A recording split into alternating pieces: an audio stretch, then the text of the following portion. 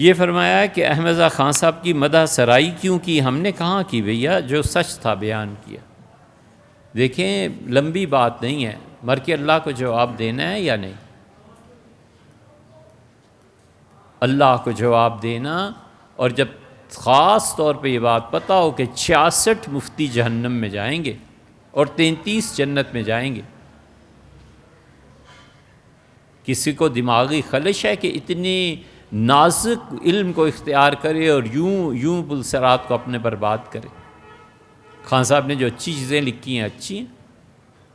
ہمارے جتنے دوست مفتیان کرام، ہمارے بہت سے لوگ جو آتے ہیں، ہم انہیں کہتے ہیں انہیں ضرور پڑھو، بس 2 چیزوں پہ نہ جانا، ایک جو انہوں نے گالیاں لکھی ہیں اس کی طرف نہ جانا، اور ایک جن کو انہوں نے کافر کہا ہے اس پہ نہ جانا، باقی بہت علم ہے، اس سے فائدہ حاصل کریں، یہ مفتیوں کے لیے ہے۔ اب جو چیز احمد رضا خان صاحب نے نہیں لکھی، ہم کیسے ان کی طرف منسوب کر دیں؟ دارالعلوم دیوبند میں جو مفتی حضرات تھے آخر انسان تھے نا، ہمیں سب سے زیادہ اچھی رہنمائی ایک مرتبہ جب متقی صاحب کی خدمت میں حاضری ہوئی تو ان سے ملی۔ دیوبند کے علماء کی بہت تعریف یہ وہ، تو حضرت نے فرمایا یہ سب چیزیں درست ہوں گی اور درست ہیں، مگر یہ خیال رکھنا چاہیے کہ وہ بھی انسان تھے، اور اگر کہیں ان سے کوئی غلطی اور خطا ہو گئی ہے تو اس کو علمی انداز سے ادب کے ساتھ واضح کر دینا چاہیے۔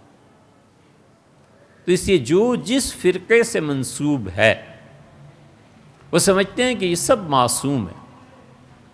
شیعہ حضرات کو اپنے بزرگوں کی عبادت، اپنے بزرگوں کی محبت لے ڈوبی، کوئی چیز، ائمہ تھے، مجتہدین تھے، علمی خطا ہو سکتی تھی، کوئی چیز آ جائے، بجائے اس کے کہ یہ کہیں کہ اجتہادی طور پہ خطا ہو گئی، ثابت کریں گے کہ نہیں کتاب و سنت یہی ہے۔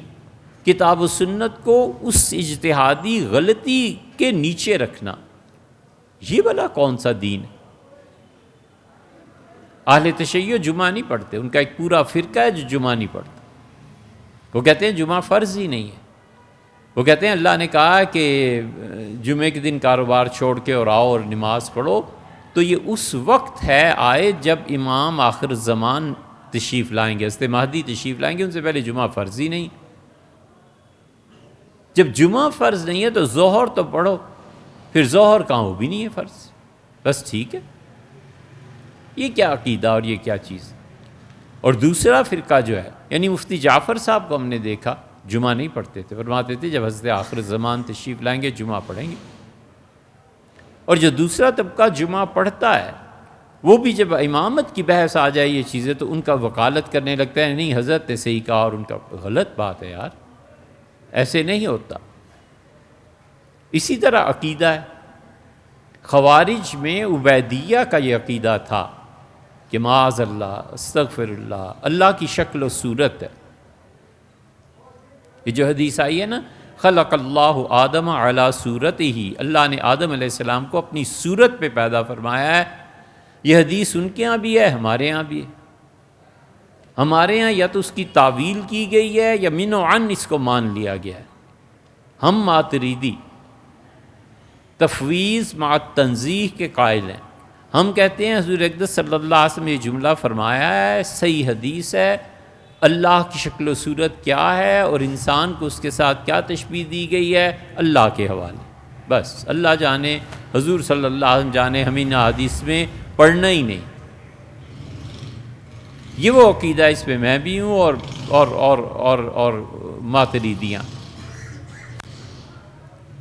اور دوسری توجہ جو آخری زمانے میں کی گئی ہے، پھر اس کی وہ تعویل کرتے ہیں کہ آدم علیہ السلام اللہ نے اپنی صورت پہ پیدا فرمایا، مطلب یہ کہ اللہ کی جس طرح صفات ہیں آدم علیہ السلام کی بھی صفات ہیں، جس طرح اللہ کی مثلاً صفت ہے معاف کر دینے کی، بندے میں بھی یہ رکھتی، اللہ کی صفت ہے خوبصورتی، خوبصورتی انسانوں میں بھی رکھتی، اللہ کی صفت ہے کلام، بندوں میں بھی آگی، وغیرہ وغیرہ۔ یہ ہمارا عقیدہ ہے۔ عبیدیہ کا عقیدہ تھا کہ خدا کی شکل ہے، والعیاذ باللہ، اور یہی عقیدہ بعض اہل حدیث نے لیا ہے، وہ بھی اسی گمراہی کے قائل۔ اگر نہ یقین آئے تو وحید الزمان جنہوں نے لغات الحدیث لکھی ہے، اس کو دیکھ لیں. انہوں نے صاف صاف لکھا ہے کہ ہمارا بھی وہی عقیدہ ہے جو عبیدیہ خارجیوں کا تھا. یہ حنبلی بہت سے اس کے قائل. تو اس لیے ایسی چیزوں میں پڑھنے کی ضرورت ہی نہیں ہے کہ جس میں امت میں افتراق، تفریق، انتشار پیدا ہوتا ہو.